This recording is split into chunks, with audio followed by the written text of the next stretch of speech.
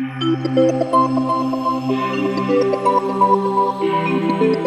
are about 400 codes of conduct around the world, covering all aspects of journalism. Some of them are very short, some of them are very long.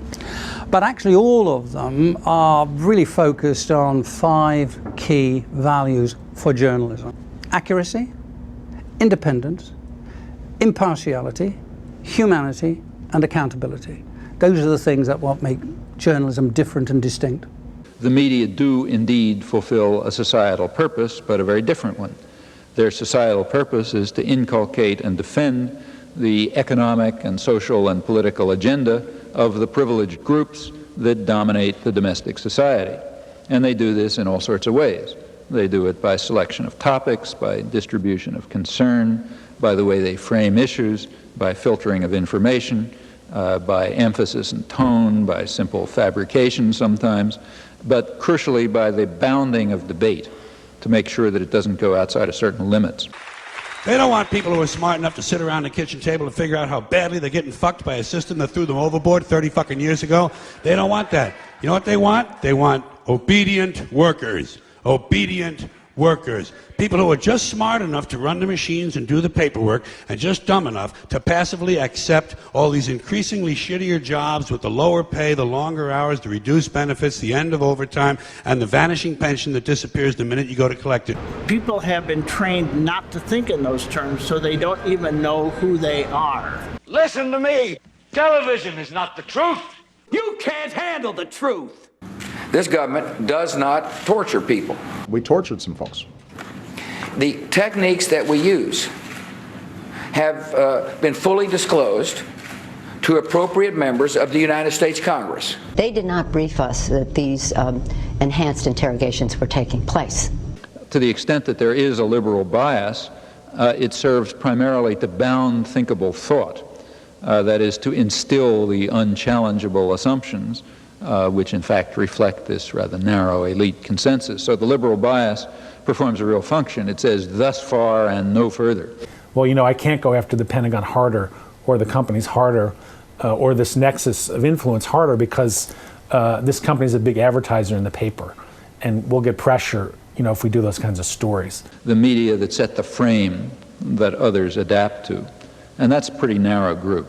It's primarily the New York Times and the Washington Post and the 3 television channels and a couple of others. It's not much else. Those set the framework that everyone else pretty well adapts to within anything like the mainstream. Who owns the media? How the media is translated? Some of the moguls and the titans of media and industry are part of the problem. They shape a narrative for the American people, a narrative that ultimately leads millions of people to vote for candidates based upon the narrative that they shape, based upon the talking heads that they control. And those Americans tend to vote and tend to engage the system on the basis of that which they hear. Media is a significant part of this problem. So we're talking about the agenda-setting media, and ask yourself what they are. Well, what they are is very large corporations. Half a dozen corporations own and control most of the mainstream media in our country. So if you're looking at who rules America or who owns America, it's the same people that propagandize to America. Now, like other businesses, they have a product that they sell to a market. Television is a goddamn amusement park. Television is a circus, a carnival, a traveling troupe of acrobats, storytellers, dancers, singers, jugglers, sideshow freaks, lion tamers, and football players. We're in the boredom-killing business. So what the media are, just as an institution, is major corporations selling relatively privileged audiences to other businesses. Because the political theater, I mean, the personal narrative of the candidate, it's all irrelevant. It's meaningless, and people, we still play the game. Look, every totalitarian country I covered had elections. They all play the charade. I mean, even East Germany did. It's necessary to manufacture consent for the general good because of the stupidity of the average man, and so on. And when the 12th largest company in the world controls the most awesome goddamn propaganda force in the whole godless world, who knows what shit will be peddled for truth on this network?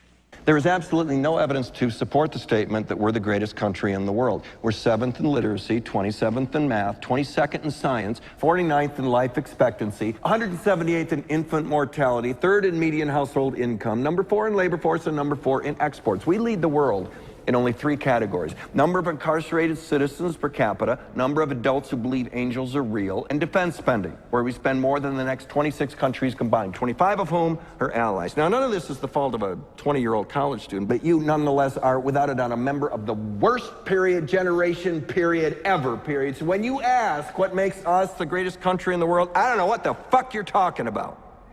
Yosemite?